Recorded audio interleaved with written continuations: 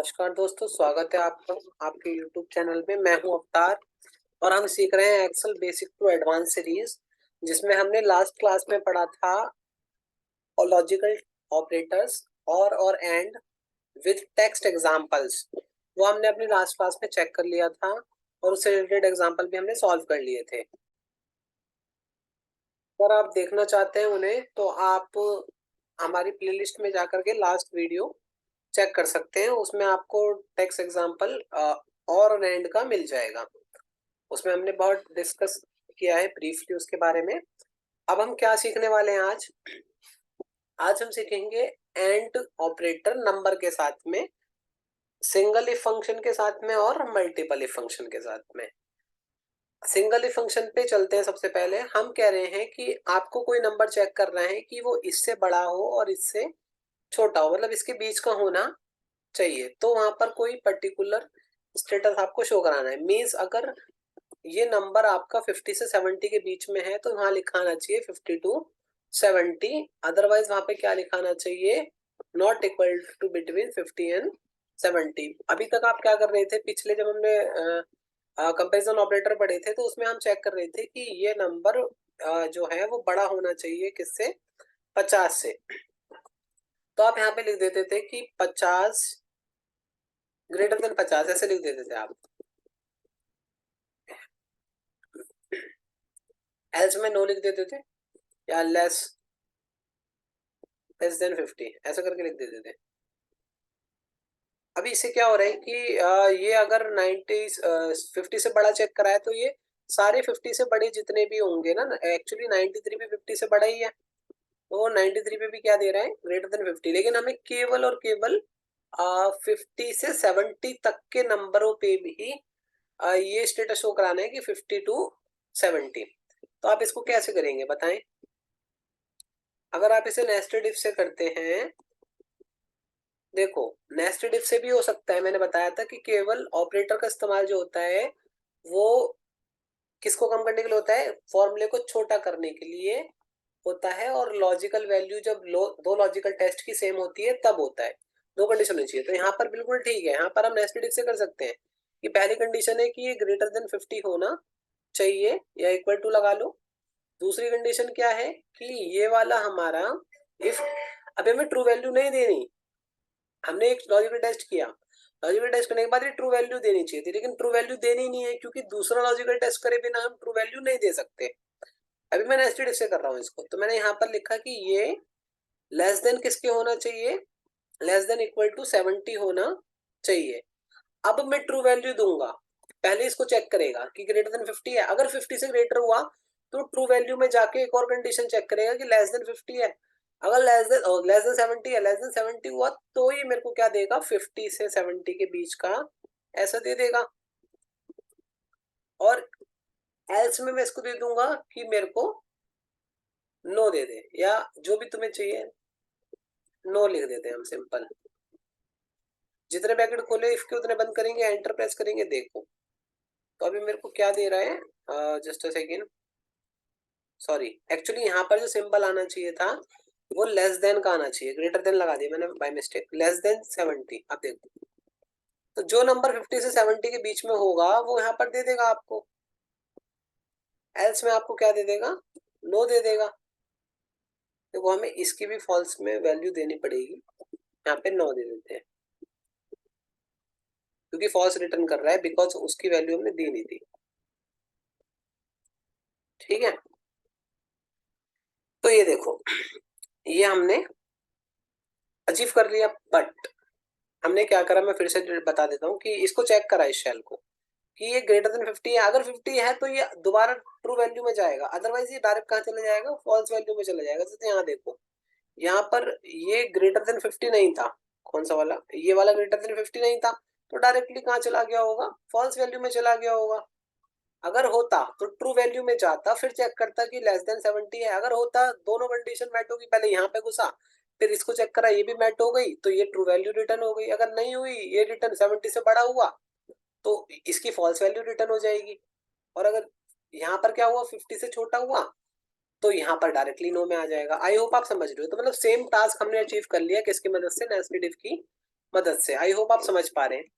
Next हमें क्या करना है, इसी को एंड ऑपरेटर से इस्तेमाल करना है, बिकॉज हमें मल्टीपल इफ नहीं लगाने, फॉर्मूले को कस्टमाइज करना है, क्योंकि ट्रू वैल्यू जो है वो एक ही है, ट्रू वैल्यू एक ही है।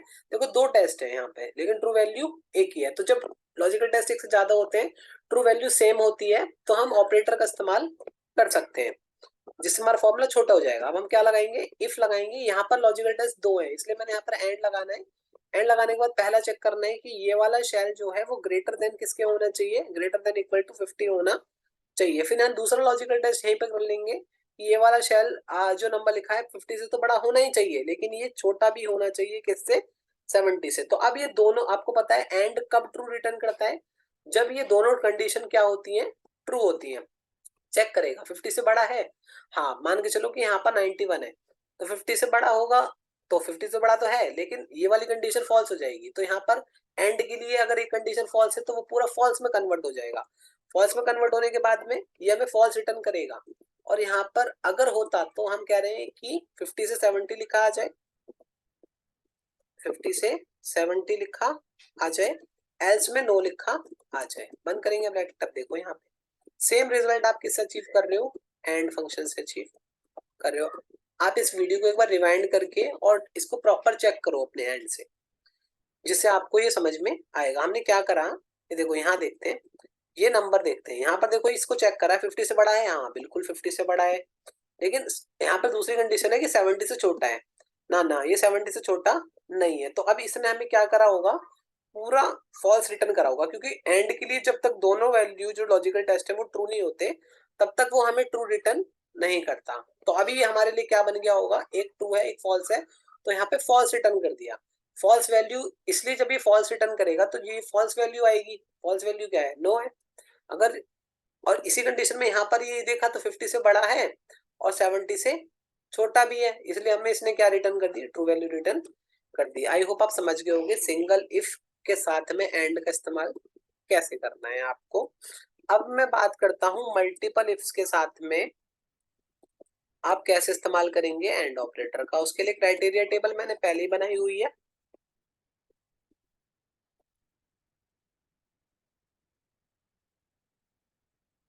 इसको मैं कॉपी पेस्ट कर लेता हूँ यहाँ पर। And with number example nested if के साथ में, नेस्टेड इफ मतलब मल्टीपल इफ्स। अब आ जाते हैं यहाँ पर। यहाँ पर आने के बाद हम क्या करेंगे गाइस, अगर आपको इसमें कोई भी डाउट हो तो आप मेरे से प्लीज पूछे, मैं उस पर एक सेपरेट वीडियो बना के आपको दोबारा से इसको एक्सप्लेन करूंगा। अब हमारे पास में ये क्राइटेरिया है, एक्चुअल में हमें क्या चेक करना है कि ये जो नंबर हमारे पास मार्क्स दिया हुआ है ये ग्रेटर देन, अगर 100 होगा तो वहां पर एरर लिखा आना चाहिए, क्योंकि मान के चलो कि ये परसेंटेज है हमारे बच्चों की, तो परसेंटेज कभी ग्रेटर देन 100 नहीं जा सकती। तो वहां पर अगर आ रही है किसी तरीके से तो ये हमारी गलत है, तो यहाँ पर एरर लिखा आ जाना चाहिए। एल्स यहाँ क्या आना चाहिए, यहाँ पर आना चाहिए इस क्राइटेरिया के अकॉर्डिंग कि 90 से 100 के बीच में होगी तो ए, 80 से 89 होगी तो बी, सी, डी, मतलब इसी क्राइटेरिया के अकॉर्डिंग यहाँ पर हमारा जो स्टेटस है वो फिल होना चाहिए। ये सेम एग्जांपल हमने किया था जब हमने ग्रेड निकाला था, अगर आपको याद हो तो।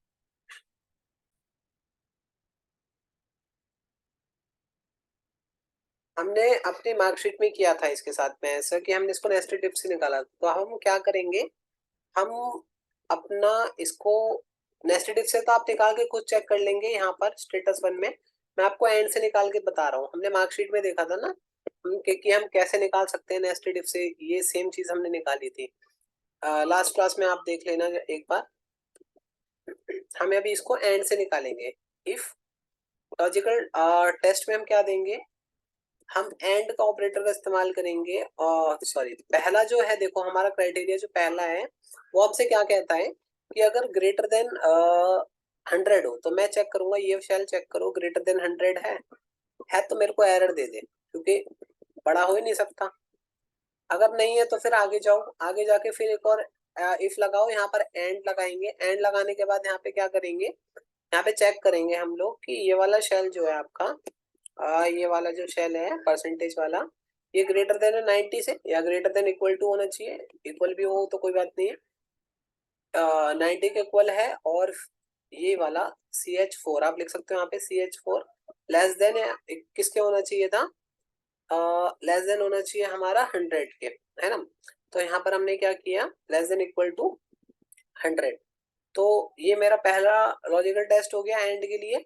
अब ये दोनों कंडीशन अगर ट्रू हो गई तो ये एंड ट्रू देगा, और ट्रू देने के बाद मेरे को यहाँ पर ट्रू वैल्यू में क्या चाहिए था, मेरे को ए ग्रेड आना चाहिए, क्योंकि 90 से बड़ा हो और 100 से छोटा हो या 100 के बराबर हो तो उस बच्चे का ए ग्रेड होना चाहिए। तो ए मैंने बता दिया।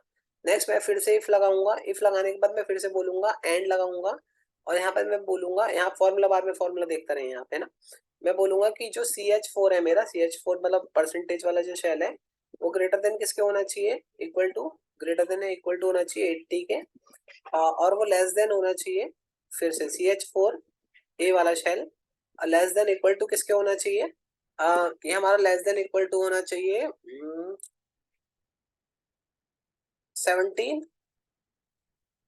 89 के, सॉरी 89 के। तो हाँ, यहाँ पर हमारी जो रिटर्न वैल्यू क्या आएगी,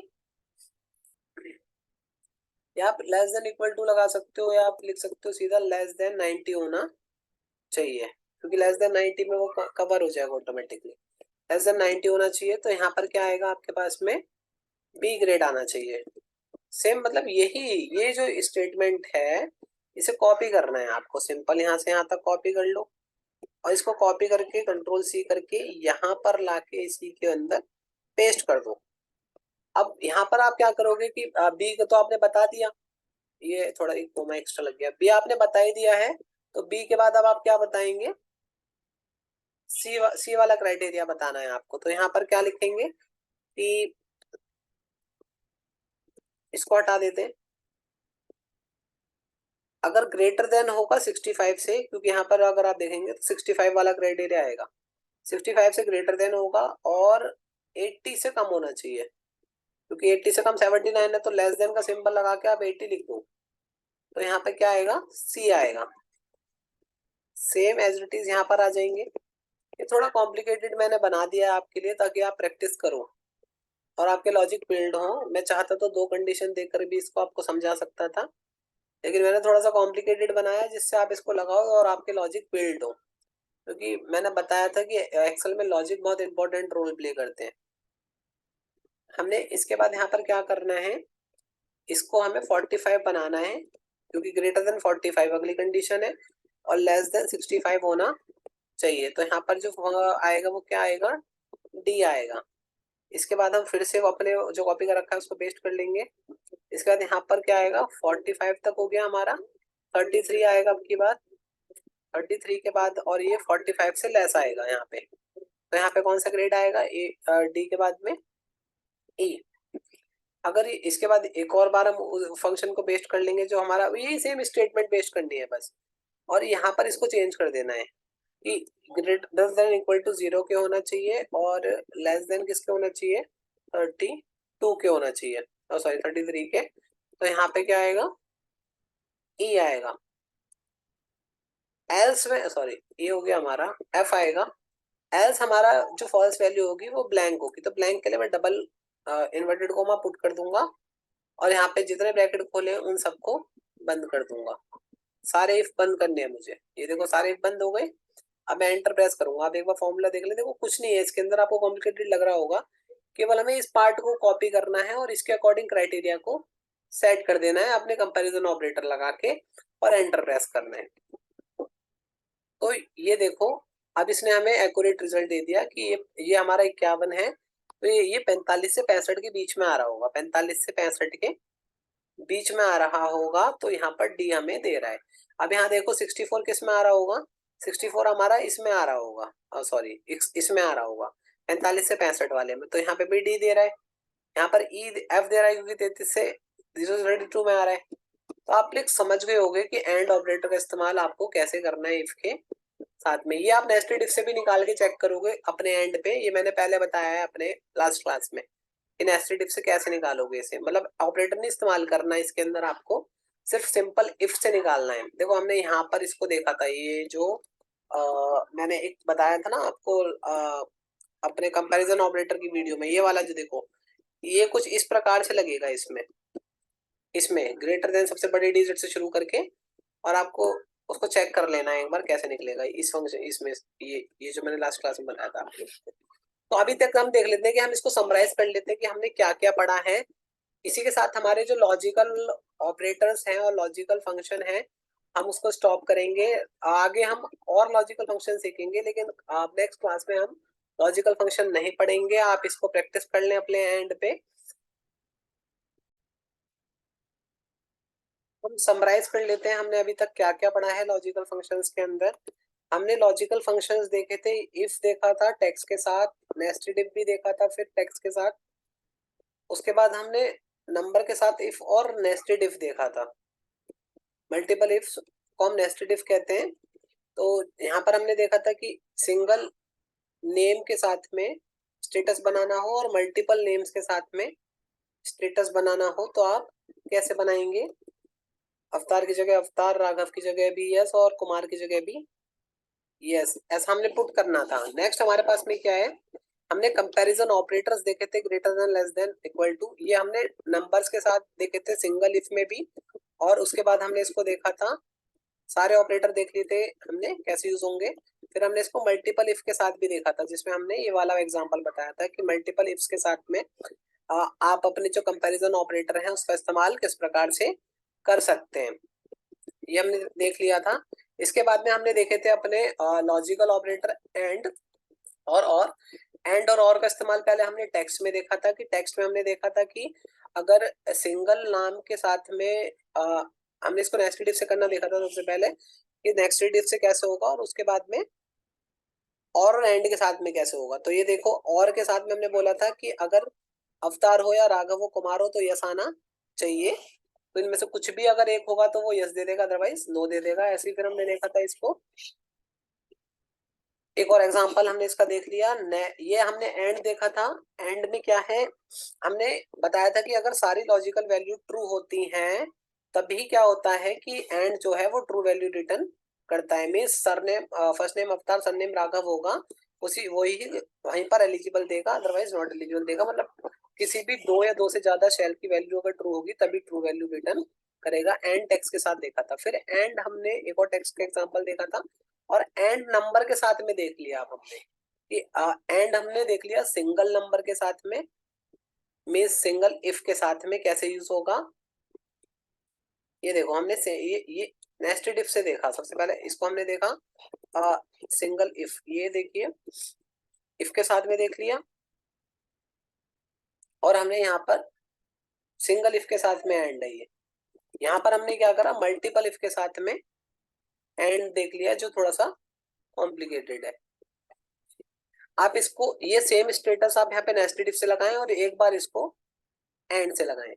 तो लॉजिकल फंक्शंस मैंने बता दिए हैं, आप इन सब की एक बार प्रैक्टिस कर लें। अगर ये शीट मैं आपको नहीं दे रहा हूँ बिकॉज अगर आप इसको अपने एंड पे बनाएंगे वीडियो देख के तो आपको ज्यादा समझ में आएगा इंस्टेड ऑफ मेरे फॉर्मूले यूज किए हुए। बाकी आप कहीं भी वीडियो को पॉज करके फॉर्मूला चेक कर सकते हैं, इसको अपने एंड पे लगाएंगे एक बार तो आपको बहुत अंडरस्टैंडिंग बनेगी अपने लॉजिकल फंक्शंस की। और कोई भी डाउट होता है तो मुझसे पूछ सकते हैं। ये प्लेलिस्ट शुरू से फॉलो कर लें, इसमें कुछ चीजें ऐसी होंगी जो आपको पहले से आती हैं और कुछ चीजें ऐसी होंगी जो आपको नहीं आती हैं। जो आती हैं वो वेल एंड गुड है, जो नहीं आती हैं एक बार आप वॉच कर लें और उनकी प्रैक्टिस जरूर करें। होप आपको मेरी बातें समझ में आ रही होंगी। Thanks for watching. हम मिलते हैं नेक्स्ट वीडियो में जिसमें हम कुछ अनदर फंक्शन सीखेंगे, बेसिक फंक्शन डेट और टाइम के, और अटेंडेंस एक हम नई शीट भी बनाएंगे जिसमें हम कुछ बेसिक फॉर्मेटिंग देखने वाले हैं। तो गाइस मिलते हैं नेक्स्ट वीडियो में। मेरे चैनल को सब्सक्राइब कर लीजिए, आगे आपको जो भी लेटेस्ट वीडियो आएंगे उसका अपडेट आता रहे। Thank you for watching, bye.